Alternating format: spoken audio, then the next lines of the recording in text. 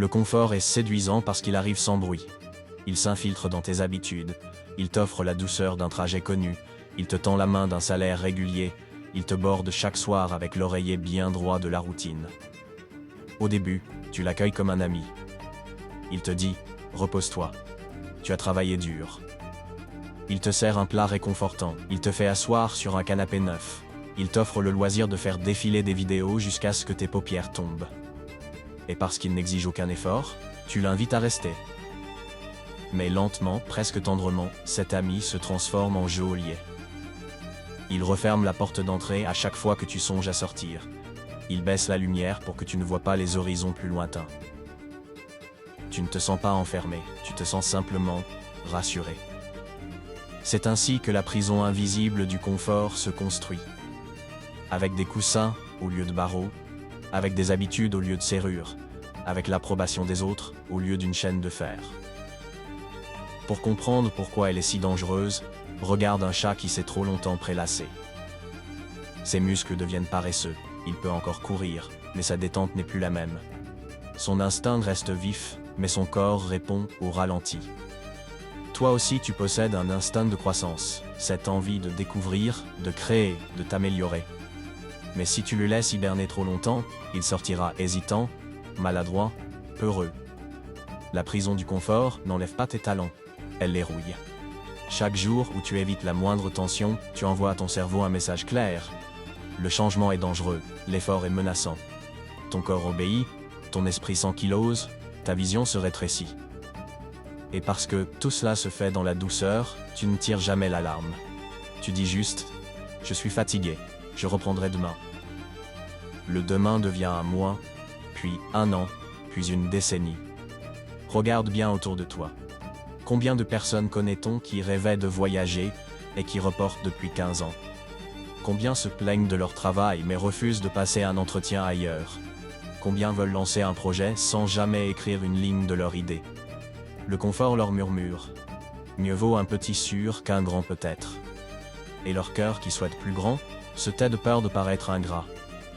Pourtant, la vie ne récompense pas la simple longévité, elle récompense l'intensité vécue, l'utilité partagée, la croissance intérieure. Un arbre qui refuse de pousser n'évite pas la tempête. Il meurt à petit feu, étouffé par sa propre ombre. Alors, comment sortir? Commence par admettre que le confort absolu n'existe pas. Même sur ton canapé, tes pensées peuvent devenir angoissantes. Même avec un salaire fixe, l'inflation grignote ton pouvoir d'achat. Même avec un emploi stable, une crise peut tout renverser. La seule vraie sécurité, c'est la capacité d'adaptation. Et l'adaptation naît de l'exposition régulière à l'inédit. Un muscle se renforce sous résistance, un esprit se renforce sous nouveauté. Premier pas, crée un inconfort choisi chaque matin. Lève-toi un quart d'heure plus tôt pour marcher dehors même si les rues sont encore froides. Ce simple changement reprogramme ton cerveau. Je suis le maître de mes horaires. Lise 5 pages d'un livre exigeant avant toute distraction numérique. Tu entraînes ainsi ta concentration. Note 3 choses que tu pourrais faire aujourd'hui pour grandir. Envoyer un message à un mentor potentiel, suivre un tutoriel, tester un outil. Puis, faisons au moins une, même mal.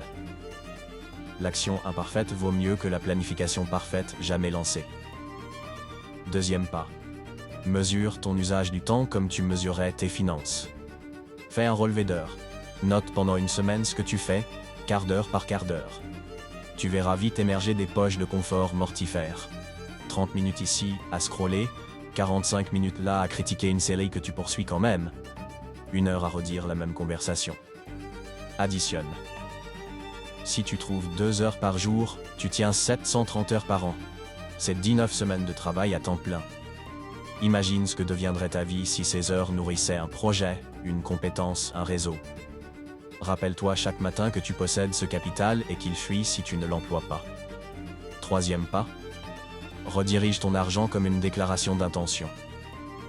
Au lieu d'acheter un objet qui te distrait, paie un cours qui t'élève, même si l'inscription te fait trembler. Au lieu d'un repas confortable dans ton restaurant habituel, invite une voix inspirante à prendre un café et écoute-la raconter son chemin. Au lieu de changer ton téléphone pour le dernier modèle, garde l'ancien 6 mois de plus et investis la différence dans une publicité test pour ton idée. Chaque euro devient un vote pour ton futur. Et plus tu investis en conscience, plus tu te sens acteur, moins tu te sens piégé. Quatrième pas. Choisis des alliés de croissance. Identifie 3 personnes qui te tirent vers le haut. Un ami qui voyage, un collègue qui apprend toujours, un créateur que tu admires. Planifie avec eux des moments réguliers. Un appel mensuel pour partager vos avancées, une marche hebdomadaire, un groupe de lecture.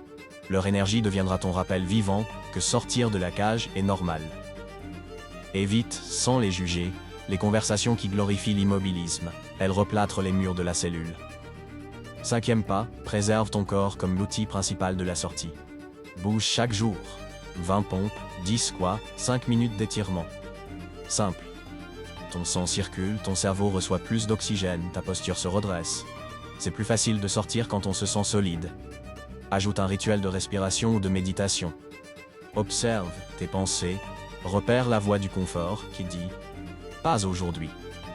Réponds-lui calmement, juste 5 minutes, je teste. Cette négociation bienveillante ouvre la porte sans violence. Enfin, visualise la vie au-delà du confort. Ferme les yeux et imagine-toi après un an d'efforts réguliers. Tu as lu 12 livres transformateurs, tu as lancé un side project, tu as couru ton premier 10 km, tu as économisé un fonds d'investissement, tu as voyagé seul quelque part. Sens la fierté tranquille, la respiration profonde, l'aura nouvelle qui attire d'autres opportunités. Compare-la à la vision d'un an passé identique à celui d'avant.